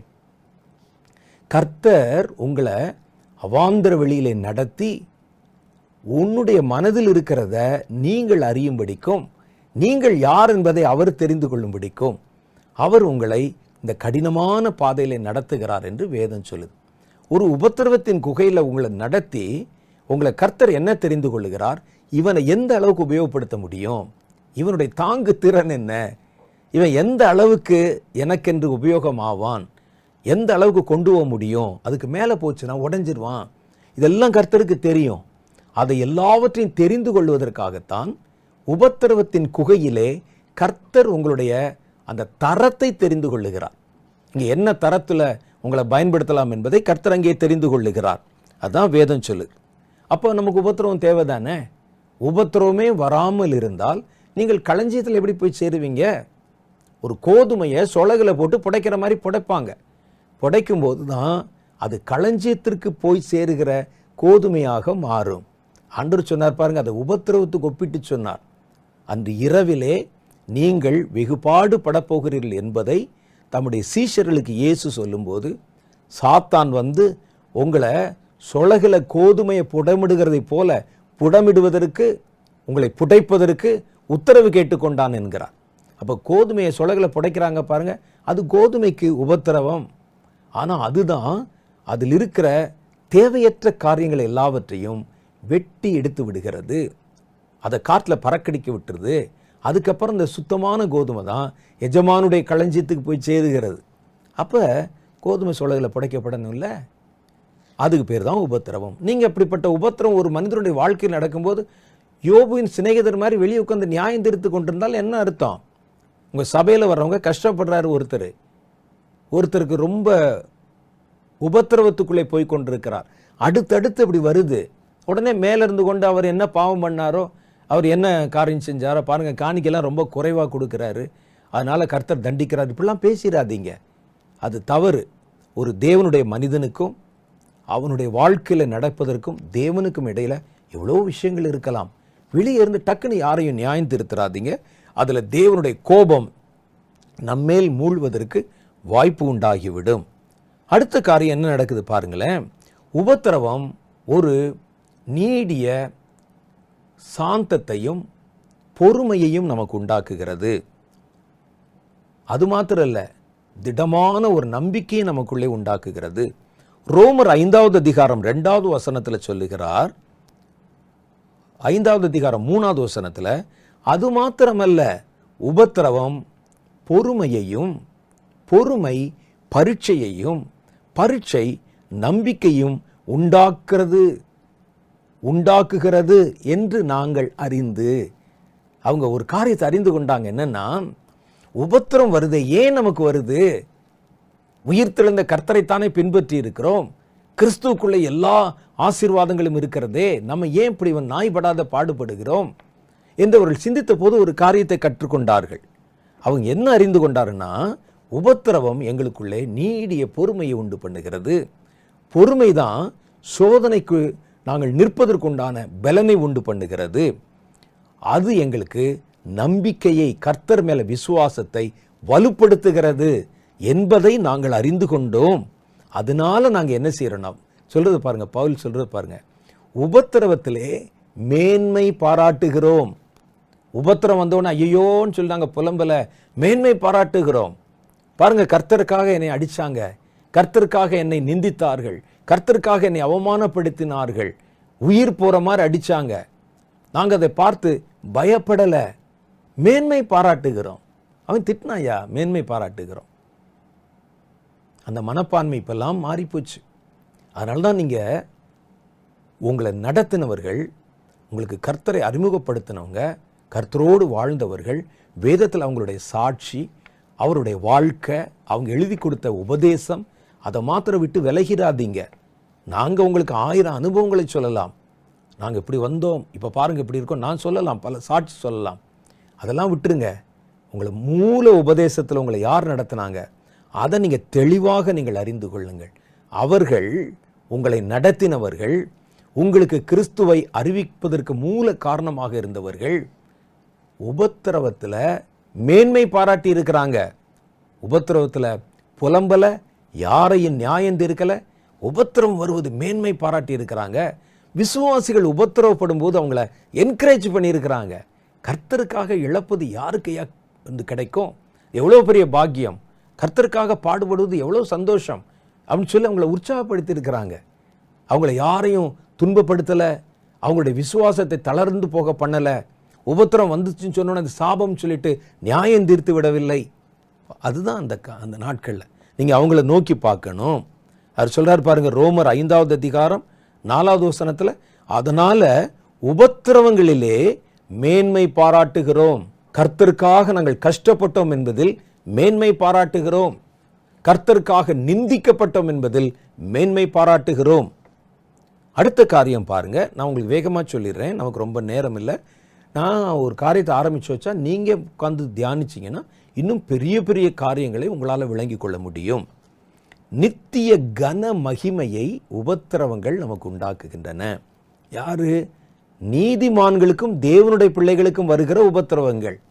அதை உங்களுக்கு என்ன உண்டாக்குதான்? நித்திய கன மகிமையை உண்டாக்குகிறது.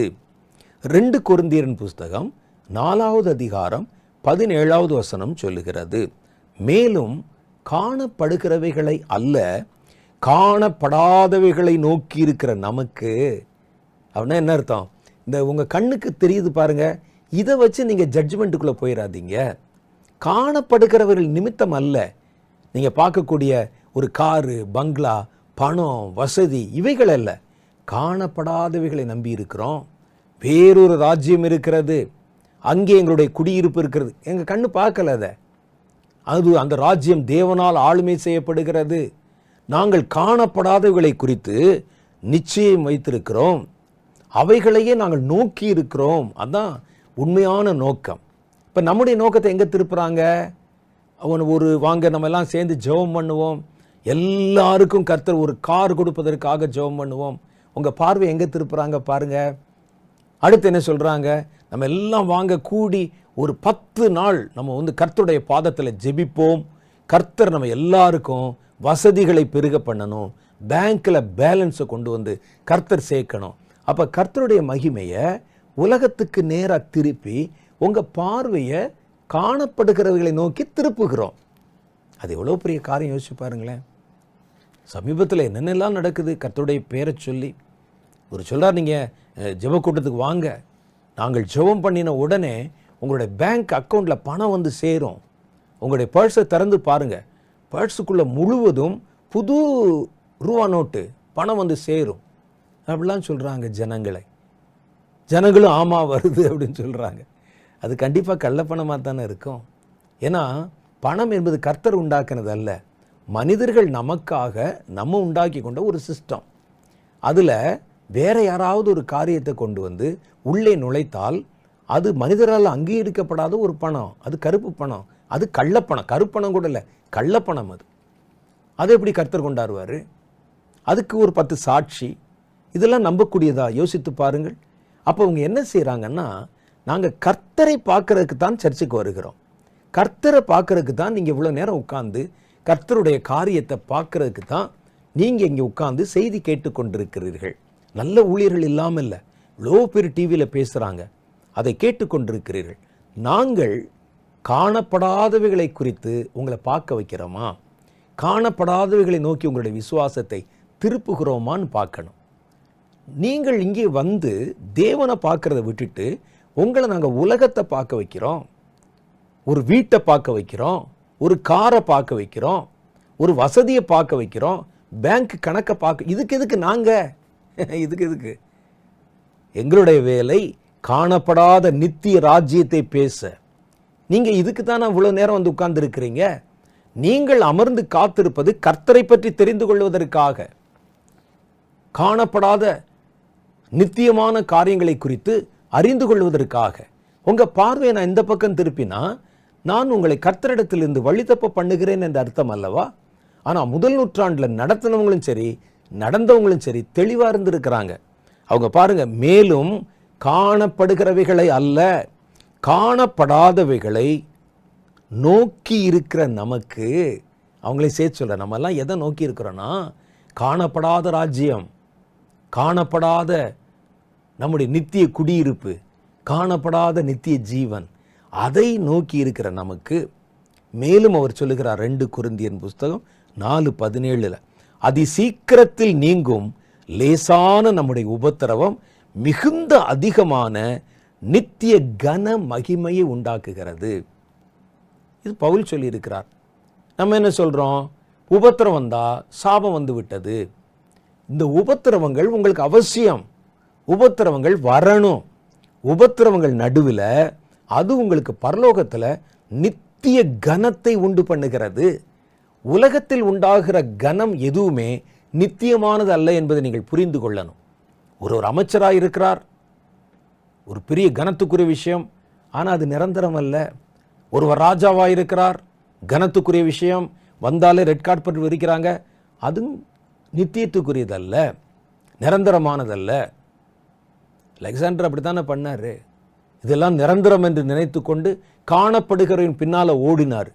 சின்ன வயசில் 32 வயசில் பாபிலோனுக்கு வரும் வழியில் ஒரு கொள்ளை நோய் கண்டு மரித்து போய்விட்டார். மரண தருவாயில் அலெக்சாண்டர் சொன்னதா சொல்கிறாங்க, என்னுடைய சவப்பெட்டியை நீங்கள் என் தேசத்துக்கு எடுத்துக்கொண்டு போகும்போது அந்த பெட்டியில் 2 பக்கமும் 2 ஓட்டை போட்டு என் கைகள் வெளியே தெரியும்படி கொண்டு போங்க. அந்த பெட்டியின் மேலே ஒரு வாசகம் எழுதுங்கள். அலெக்சாண்டர் வெறும் கையாய் வந்தான், வெறும் கையாய் அவ்விடத்துக்கு போகிறான். எதையும் அவன் கொண்டு வரவில்லை. அப்போ இங்கே நமக்கு கிடைக்கிற கனம் எல்லாம் நிரந்தரமானது அல்ல. ஒருவேளை நீங்கள் என்னை பார்த்து இன்னைக்கு பாஸ்டர், தீர்க்கதரிசி என்ன வேணுமானாலும் சொல்லலாம். இது நிரந்தரம் அல்ல. பரலோகத்தில் எங்களுக்கு கிடைக்கிற நித்திய நிரந்தரம் என்று ஒன்று இருக்கிறது. அது நித்தியமாய் இருக்கும். அதை உபத்திரவங்கள் நமக்கு உண்டாக்குகிறது என்கிறார். நித்திய கனமகிமையை உண்டாக்குகிறது. பைபிளை படிச்சீங்களே, இருக்குல்ல. நானா எதையாவது இட்டுக்கட்டி பேசுகிறேன்னா, எந்த ஊழியக்காரன் மேலேயாவது இருக்கிற காய்மகாரத்தில் பேசுகிறேன்னா இல்லை. நான் சத்தியத்தை சொல்லுகிறேன், நீங்கள் விளங்கி கொள்ளுங்கள். அதில் சொல்கிறாங்க, அதிசீக்கிரத்தில் நீங்கி போய்விடும் இந்த லேசான உபத்திரவங்கள் மிகவும் அதிகமான நித்திய கன மகிமை உண்டாக்குகிறது. ஏனெனில் காணப்படுகிறவைகள் அநித்தியமானவைகள். உங்களுக்கு எதெல்லாம் பார்க்க முடியுதோ இதெல்லாமே நிரந்தரமற்றவைகள். காணப்படாதவைகளோ நித்தியமானவைகள். காணப்படாதவைகள் பாதாளமாக இருந்தால் கூட அது நித்தியமானது. நீங்கள் பாதாளத்தை பார்க்கல, இல்லை, நித்தியமானது. இப்போ நம்ம கண்ணுக்கு பாதாளம் தெரியுதா? நம்முடைய கண்ணுக்கு பரலோகம் தெரியுதா? அதுவும் நித்தியமானது. காணப்படுகிற உலக பொருள் இருக்கு பாருங்க, இது எல்லாமே நிரந்தரமற்றது, எல்லாம் மாறி போயிடும். அடுத்த காரியம் பாருங்க, உபத்திரவம் நமக்குள்ள என்ன உண்டாக்குகிறது? உபத்திரவத்தினால் கர்த்தருக்குள் நமக்கு நல்ல இளைப்பாறுதல் கிடைக்கிறது. 2 தெசலோனிக்கேயர் புஸ்தகம் 1வது அதிகாரம் 6வது வசனம் சொல்லுகிறது, உங்களை உபத்திரவப்படுத்துகிறவர்களுக்கு உபத்திரவத்தையும். நமக்கு உபத்திரம் வருதுன்னா ஒருத்தர் நம்ம உபத்திரவப்படுத்துவான்ல. ஆனால் அந்த உபத்திரவம் என்னவா மாறுதுன்னா, உபத்திரவப்படுத்தினவனுக்கு கர்த்தர் உபத்திரவத்தை கொடுத்துருவார். உபத்திரவப்படுகிற உங்களுக்கு எங்களோட கூட இளைப்பாறுதலையும் பிரதிபலனாய் கொடுப்பது தேவனுக்கு நீதியாய் இருக்கிறதே. பார்த்தீங்களா, விசுவாசிகள் எப்படி என்கரேஜ் பண்ணுறாங்க பாருங்க. உங்களுக்கு உபத்திரம் வருதுல்ல, அடிக்கிறான்ல, உதைக்கிறான்ல, நீ சபிக்கப்பட்டவன் அப்படின்னு சொல்லலை. அதான் உண்மையான மேய்ப்பர்கள். அவங்க என்ன சொல்றாங்க பாருங்க, உங்களை உபத்திரவப்படுத்துகிறவர்களுக்கு கர்த்தர் உபத்திரவத்தை பிரதிபலனாக வைத்திருக்கிறார். உபத்திரவப்படுகிற உங்களுக்கோ எங்களோட கூட இளைப்பாறுதலையும் பிரதிபலனாய் கொடுப்பது தேவனுக்கு நீதியாய் இருக்கிறதே என்று அவர் சொல்றார். பார்த்தீங்களா, அப்போ நமக்கு என்ன ஆகுது? ஒரு உற்சாகம் வந்து விடுகிறார். பரவாயில்ல, உபத்திரப்பட்டால் என்ன, கொஞ்ச நாள் தானே, அதி சீக்கிரத்திலே இந்த உபத்திரவங்கள் நீங்கி போயிடுமே. ஆனால் இனி வருகிற மகிமை இன்னும் எவ்வளவு உயர்ந்ததாக இருக்கிறது, நித்தியமுள்ளதாக இருக்கிறது. அந்த நம்பிக்கை நம்மை மேலும் உபத்திரவத்தினுடைய கர்த்தருடைய நாமத்தை மகிமைப்படுத்த நம்ம நடத்தணும். அதை விட்டுட்டு கிரிட்டிசைஸ் பண்ணுறது, அவரை விசுவாசத்தில் ஓட விடாமல் தளர பண்ணி, மனசை வெதும்ப பண்ணி, கர்த்தரை விட்டு பின்வாங்க வைத்து விடுவது. கடைசியாக ஒரு காரியம் பாருங்க, உபத்திரவங்கள் நமக்கு எதை கொண்டு வருகிறது? காணப்படாத நித்திய ராஜ்யத்தில் வெளிப்படுத்தின விசேஷம் 2வது அதிகாரம் 10வது வசனம் வெளிப்படுத்தின விசேஷத்தில் சொல்றார், நீ படப்போகிற பாடுகளை குறித்து கர்த்தரே பேசுறாரு. அப்போ ஒருவனுக்கு பாடுகளை கர்த்தரே வச்சிருக்கிறாரு. அப்ப நீ படப்போகிற பாடுகளை குறித்து இன்னைக்கு நம்ம சொல்றோம், ஒருவன் விசுவாசித்தால் அவனுக்கு பாடே வராதுன்னு சொல்றோம். அவன் அவிசுவாசி, அதனால்தான் பாடு வருது. சபிக்கப்பட்டவன், அதனால்தான் பாடு வருதுன்னு. இது கர்த்தர் சொல்ற வார்த்தை. நீ படப்போகிற பாடுகளை குறித்து எவ்வளவும் பயப்படாதே. இதோ நீங்கள் சோதிக்கப்படும் பொருட்டாய் பிசாசானவன் உங்களில் சிலரை காவலில் போடுவான். 10 நாள் உபத்திரவப்படுவீங்க. ஆகிலும் நீ மரண பரியந்த மாத்திரம் உண்மையாயிரு, அப்பொழுது ஜீவ கிரீடத்தை உனக்கு தருவேன். பரலோகத்தில் உனக்கு ஒரு பெரிய கனத்தை கொடுத்து, அப்ப கிரீடம் யாருக்கு கொடுப்பாங்க பாருங்க? எல்லாருக்கும் கிரீடம் கொடுத்துருவாங்களா? கிரீடம் கொடுத்தால் அவனுக்கு ஒரு அதிகாரம் இருக்கிறது, ஒரு ஆளுமை இருக்கிறது என்பதான பொருள். அப்ப ஜீவ கிரீடத்தை, வாடாத ஜீவ கிரீடத்தை நான் உங்களுக்கு தருவேன் என்று கர்த்தர் சொல்லுகிறார். கடைசியா ஒரு காரியம் பார்ப்போம். உபத்திரவங்கள் வருகிறது. இப்போ நமக்கு தெரிஞ்சிருச்சு, நான் கர்த்தர் நிமித்தம் உபத்திரப்படுவது நல்லது. என் வாழ்க்கையில் நான் தேடி பார்த்தேன், எந்த தவறும் இல்லை. ஆனாலும் உபத்திரம் வருகிறது, ஆனாலும் வறுமை வருகிறது, ஆனாலும் வியாதி வரும். நல்லது, அதன் வழியாக நான் பிரமாணங்களை கற்றுக்கொள்கிறேன். இத்தனை நன்மைகளை அது என் வாழ்க்கையில உருவாக்க போகிறது. கர்த்தர் சும்மா எதையும் நம்முடைய வாழ்க்கையில் அனுமதிச்சிட மாட்டார். அப்படிப்பட்ட உபத்திரவங்கள் நம்முடைய வாழ்க்கையில வரும்போது நம்ம என்ன செய்யணும், எப்படி நடந்து கொள்ளணும், ஒரு சில காரியங்களை மாத்திரம் சொல்லி நம்ம கர்த்தருடைய பாதத்தில் ஜெபித்து நம்முடைய நிகழ்ச்சியை நிறைவு கொண்டு வருவோம். உபத்திரவங்கள் வரும்போது பொறுமையாக இருந்து உபத்திரவ காலத்தில் அதிகமாய் ஜெபத்திலே உறுதியாயிருங்கள். உபத்திரம் வந்த உடனே இங்கே ஓடணும் அங்கே ஓடணும் பார்த்து ஜெபத்தை விட்டுறாதீங்க. அது அப்படிதான் வரும். உபத்திரம் வர நேரத்தில் ஜெபிக்கவே முடியாமல் போயிடும். மனசு ஜெபத்தில் கான்சன்ட்ரேட் பண்ண முடியாது. யாரையாவது ஜெபிக்க சொல்லிட்டு நம்ம போய் அலைஞ்சிக்கிட்டு இருப்போம்.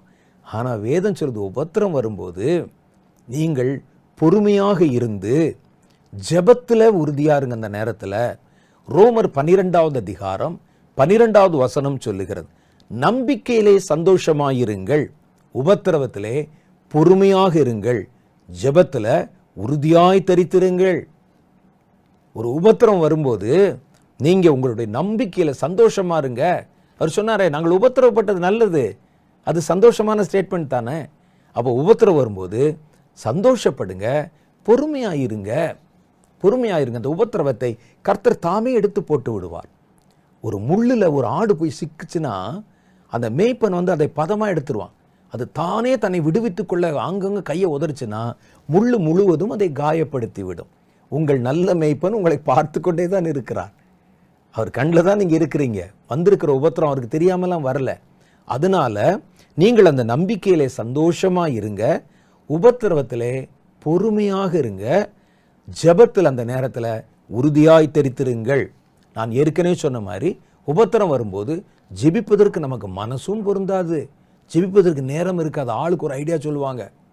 அந்த வந்த மாதிரி யோபுவினுடைய சிநேகிதர் வந்த மாதிரி வந்துடுவாங்க. அந்த போய் பாரு, இதை போய் பாரு, இவரை போய் சந்தி, அவர்கிட்ட கடன் வாங்கு, இங்கே வட்டிக்கு கொடுக்குறாங்க சொல்லிகிட்டே இருப்பாங்க. எப்படியாவது அந்த பிரச்சனையை தீர்த்துடலாம், போலீஸை போய் பாரு, வக்கீல்கிட்ட போ, கேஸை போடு, அப்படிலாம் சொல்லி தருவாங்க. அந்த நேரத்தில் உங்களுக்கு ஜெபிப்பதற்கு நேரமே இல்லாமல் போயிடும். இவைகள் அல்ல, நீங்கள் கொஞ்சம் பொறுமையாக இருங்க, அந்த லேசான உபத்திரவம் சீக்கிரமே நீங்கிவிடும். அடுத்த காரியம் பாருங்க, உபத்திரவப்படுகிறவர்களுக்கு, உபத்திரம் வருது இல்லை, உபத்திரவப்படுகிறவர்களுக்கு ஆறுதல் சொல்லுங்கள். குறிப்பாக உபத்திரவப்படுகிறவர்களுக்கு ஆறுதல் சொல்வதற்காகத்தான் கர்த்தர் உங்களை உபத்திரவத்தின் பாதையிலேயே நடத்துகிறார் என்று வேதம் சொல்லுகிறது.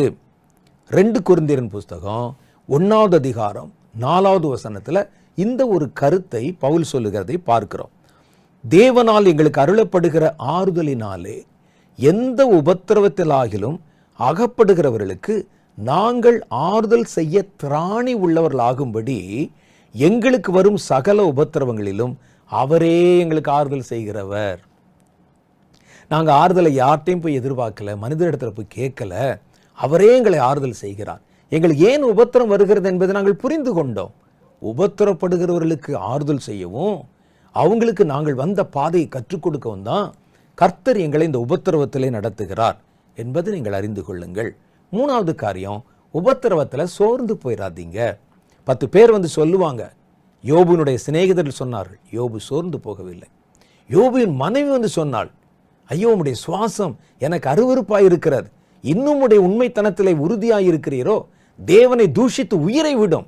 ஒரு மனைவி சொல்றா, செத்து போயா, உன்னை பார்க்கறக்கு அருவருப்பா இருக்கிறது, இதுக்கு மேல ஒரு வார்த்தை இருக்குதா? நண்பர்கள் வந்து சொல்றாங்க. ஆனா யோபு சோர்ந்து போகல. அவர் தன்னுடைய உண்மைத்தனத்தில் உறுதியாகவும் ஊக்கமாகவும் உற்சாகமாகவும் தான் அவர் இருந்தார்.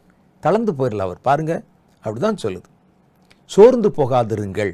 எபேசியர்களின் நிருபம் 3வது அதிகாரம் 13வது வசனம் சொல்லுகிறது, ஆகையால் உங்கள் நிமித்தம் நாங்கள் அனுபவிக்கிற உபத்திரவங்களினால் நீங்கள் சோர்ந்து போகாதிருக்க வேண்டிக் கொள்கிறேன். உங்களுக்கு உபத்திரவம் வரும்போது மாத்திரம் இல்லை, மற்றவங்க உபத்திரவப்படுறத பார்க்குறீங்களே, அங்கே சர்ச்சை உடைச்சிட்டாங்க, பாஸ்டர் போயிட்டார், அப்படி ஆகுன்னு அவ்வளோதான், என்ன கர்த்தர் அவரை காப்பாற்றலைன்னு இவர் சோர்ந்துருவார். உபத்திரவப்பட்டவர் கூட நின்றுவார். அதை பார்க்குறவன் சோர்ந்து போயிடுவான். வேதம் சொல்லுகிறது, நாங்கள் அனுபவிக்கிற உபத்திரவங்களினால் நீங்கள் சோர்ந்து விடாதீர்கள். உங்களுக்கு உபத்திரம் வந்தாலும் உபத்திரவத்தில் சோர்ந்துடாதீங்க, தளர்ந்துடாதீங்க. அடுத்து பாருங்கள், உபத்திரவ நேரத்தில் தான் கர்த்தரை நீங்கள் உறுதியாய் பின்பற்ற வேண்டும். வேதம் சொல்லுகிறது 1 தெசலோனிக்கேயர் 1:6, நீங்கள் மிகுந்த உபத்திரவத்திலே பரிசுத்த ஆவியின் சந்தோஷத்தோட திருவசனத்தை ஏற்றுக்கொண்டு எங்களையும் கர்த்தரையும் பின்பற்றுகிறவர்களாகி. பார்த்தீங்களா? உபத்திரவத்தினால விட்டு போகலை. உபத்திரவம் வரும்போது தான் விடாப்பிடியாக நீங்கள் பின்பற்றணும், கர்த்தரிடத்தில் உறுதியாக அவரை பின்பற்றணும் என்று வேதம் நமக்கு ஆலோசனை சொல்லுகிறது. அடுத்து பாருங்க, உபத்திரவங்களை சகியுங்கள், முறுமுறுக்காதீங்க. இவனால தான், அவனால தான், இவன் தான் இப்படி கொண்டு வந்தான் அப்படின்னு சொல்லி அதில் முறுமுறுக்காதீங்க.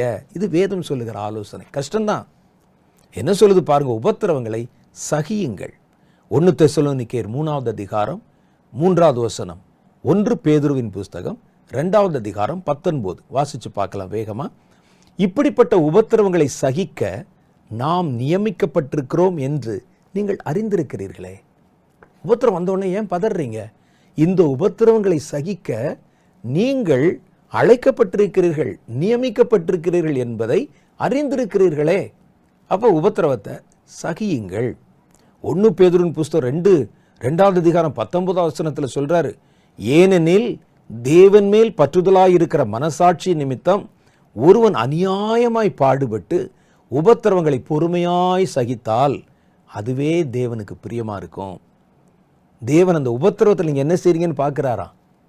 ஒருவன் அநியாயமாய் பாடுபட்டு, கர்த்தர் மேல அவன் பற்றுதலாய் இருந்த விசுவாசத்தின் நிமித்தம் பாடுபட்டு உபத்திரவங்களை பொறுமையாய் சகித்தால் அதுவே தேவனுக்கு பிரியமா இருக்கும். கடைசியில் ஒரு ஆலோசனை சொல்றேன் பாருங்க. உபத்திரவத்தில், வறுமையில், கஷ்டத்தில், போராட்டத்தில் கர்த்தருக்கு நீங்கள் கொடுத்து பாருங்களேன் ஒரு தடவை, என்ன நடக்குதுன்னு பாருங்க. ஏன்னா வேதம் சொல்லுது பாருங்கள், 2 கொரிந்தியரின் புஸ்தகம் 8வது அதிகாரம் 2வது வசனத்தில் உபத்திரம் வந்தோடனே தேவனுக்கு கொடுக்கறத நிறுத்திடுவோம். வேதம் சொல்லுகிறது 2 கொரிந்தியரின் புஸ்தகம் 8வது அதிகாரம் 2வது வசனம், அவர்கள் மிகுந்த உபத்திரவத்தினாலே சோதிக்கப்படும் போது, சோதிக்கப்பட்டு வீட்டில் தீ வைக்கிறான், ஓட வேண்டி இருக்கிறது, துரத்தப்பட வேண்டி இருக்கிறது, நெருக்கப்பட வேண்டி இருக்கிறது, அரசாங்கம் வழக்குகளை போடுது, சட்டம் போடுது. இந்த நேரத்தில் கர்த்தருக்கு கொடுக்கறதுல யாராவது யோசிப்பாங்களா? ஏழைகளுக்கு கொடுக்கறதுல, தர்ம பணம் செலுத்துகிறதுல யாராவது அதை பற்றி யோசிக்க முடியுமா? வக்கீலுக்கு காசு கட்டணுங்க, நாங்களே வீடு இல்லாமல் சுற்றிக்கிட்டு இருக்கிறோம், இருந்த வீட்டெலாம் தீ வச்சுட்டான், புது பொருள்கள் வாங்கணும், இப்படிலாம் இருக்குது நீங்கள் சொல்கிறீங்கள. ஒரு சின்ன ஒரு காரியம் செஞ்சு பாருங்கள். உபத்திரவத்தில் நீங்கள் கண்டிப்பாக கொடுத்து பாருங்கள். பெரிய அளவுலாம் கொடுக்க வேணாம். நீங்கள் உபத்திரவத்தில் நீங்கள் கொடுத்து பாருங்கள், என்ன நடக்குதுன்னு பாருங்கள். அவர் சொல்கிறாரு, அவர்கள் மிகுந்த உபத்திரவத்திலே சோதிக்கப்படுகையில் கொடிய தரித்திரமுடையவர்களாக இருந்தும், வீட்டில் சுரண்டி சாப்பிட்ற மாதிரி இருந்தும், தங்கள் பரிபூர்ண சந்தோஷத்தினாலே மிகுந்த உதாரத்துவமாய் கொடுத்தார்கள். மேலும் அவர்கள் தங்கள் திராணிக்கு தக்கதாகவும், தங்களுக்கு எவ்வளவு முடியுமோ அவ்வளவும், தங்கள் திராணிக்கு மிஞ்சியும், அவர்களுக்கு அது கொடுக்கறதுக்கு முடியாது, அதுக்கு மிஞ்சியும் கொடுக்க தாங்களே மனதுள்ளவர்களாக இருந்தார்கள் என்பதற்கு நான் சாட்சியாக இருக்கிறேன். அவன் போய் பார்த்தேன், அவன் வீட்டில், அவர் வீட்டில் அடுத்த வேளை சாப்பிடுற பிள்ளைகளுக்கு கொடுப்பதற்கு கஞ்சி காய்ச்சதுக்கு 4 பருக்கு அரிசி கிடையாது. அவர் கொண்டு வந்து ஒரு நகையை கொண்டாந்து கொடுக்குறாரு ஊழியத்தில், தர்ம பணம் கொடுங்க. மற்றவங்க நம்ம என்ன செய்வோம்? உபத்திரவப்படும் போது நமக்கு யாராவது உதவி செய்ய வரமாட்டாங்களான்னு நம்ம யோசிப்போம். ஆனால் விசுவாசிகள் பாருங்க என்ன செய்கிறாங்களாம், அவர்கள் தர்ம பணத்துக்கு காணிக்கை கொடுத்தாங்க. தங்கள் உபகாரத்தையும் பரிசுத்தவான்களுக்கு செய்யப்படும் தர்ம ஊழியத்தின் பங்கையும் நாங்கள் ஏற்றுக்கொள்ளும்படி எங்களை அவர்கள் மிகவும் வேண்டிக் கொள்ளார். பவுலுக்கு அதை வாங்கவே மனசு வரல. வீட்டை பார்க்குறார், சாக்கு துணி தொங்குது, தரையெல்லாம் இடிஞ்சு போய் கிடக்குது, பிள்ளைகளுக்கு நல்ல வஸ்திரம் இல்லை. அவங்க தங்களுடைய சேமிப்பை கொண்டு வந்து இவங்க கையில் கொடுத்து சொல்கிறாங்க, ஏழை எளியவர்களுக்கு உதவி செய்யுங்க, தர்ம சகாய பணத்துக்கு இந்த காணிக்கை பயன்படுத்துங்க, எளியவர்களை நினைக்கிறோம் என்கிறார்கள். பவுலுக்கு வாங்க மனசே இல்லை.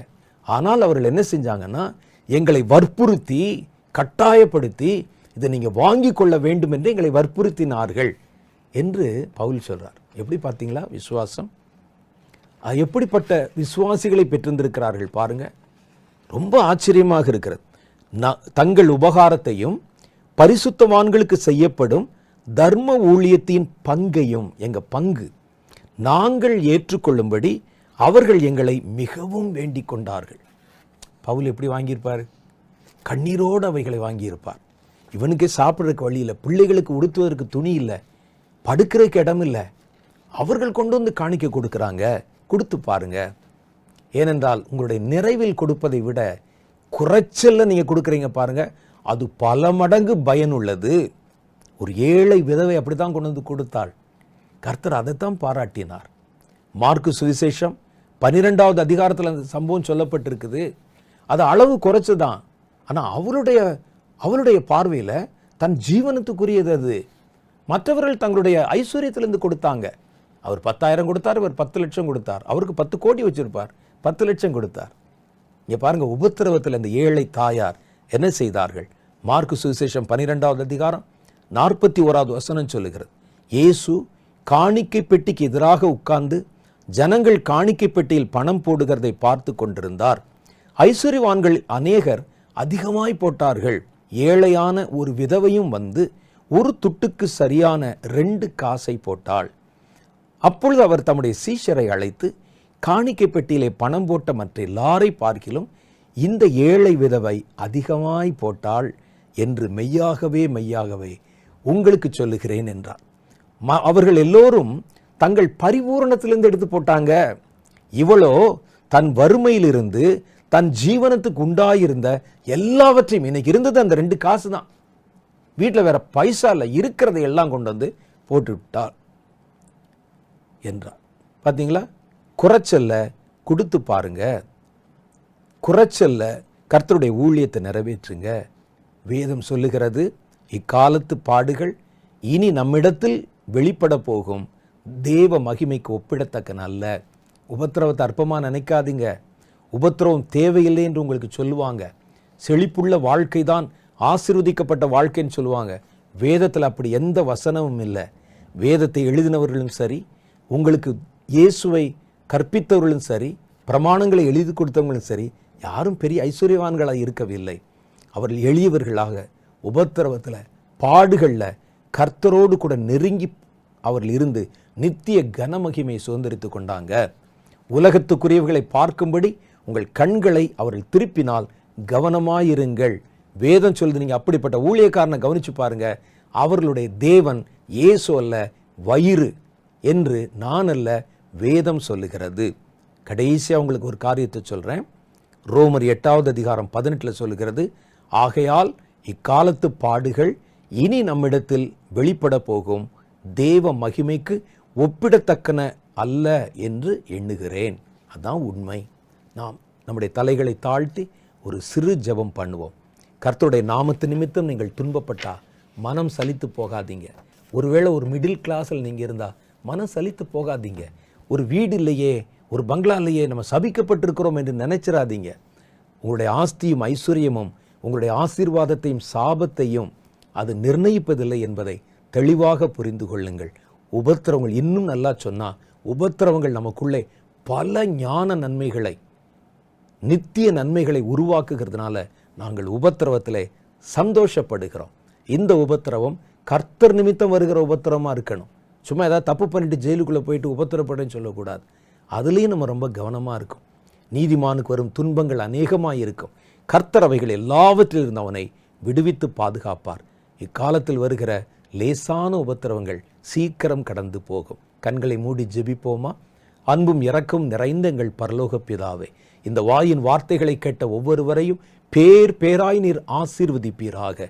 ஒருவேளை அவர்கள் உம்முடைய நாமத்து நிமித்தம் துக்கப்பட்டு கொண்டிருந்தாலும், வேதனைகளின் பாதைகளிலே கடந்து போனாலும், வறுமையிலே ஒருவேளை உம்மை தெரிந்து கொண்டிருந்தாலும், ஆண்டவராகிய தேவன் உம்முடைய பிள்ளைகளுக்கு உபத்திரவத்தின் பாதையில் அவர்கள் நடக்கும்போது பூரண பலத்தை கொடுத்தருளும். அவர்கள் உபத்திரவத்திலே சந்தோஷமாய் இருந்து தங்களுடைய நித்திய ஜீவ கிரீடத்தை நோக்கி தங்களுடைய ஆண்டவரை பயணத்தை தொடங்க நீர் அவர்களுக்கு கற்றுக்கொடும். ஆண்டவரே, இன்றைக்கு மாறுபட்ட மாய உபதேசங்கள், ஜனங்களை கவருவதை போல செய்யப்படுகிற உபதேசங்கள், இயேசு இந்த உலகத்துக்குரியவர் என்பதை போல காட்டுகிற உபதேசங்கள், உலகத்தின் காரியங்களில் நீங்கள் உலகத்தின் காரியத்தில் மாத்திரம் சந்தோஷமா இருந்தால் போதும் என்பதை கர்த்தர் விரும்புகிறார் என்பதை போல கற்பிக்கிற உபதேசங்கள் எங்கள் பிள்ளைகளை குழப்பப்படுத்திடக்கூடாதப்பா.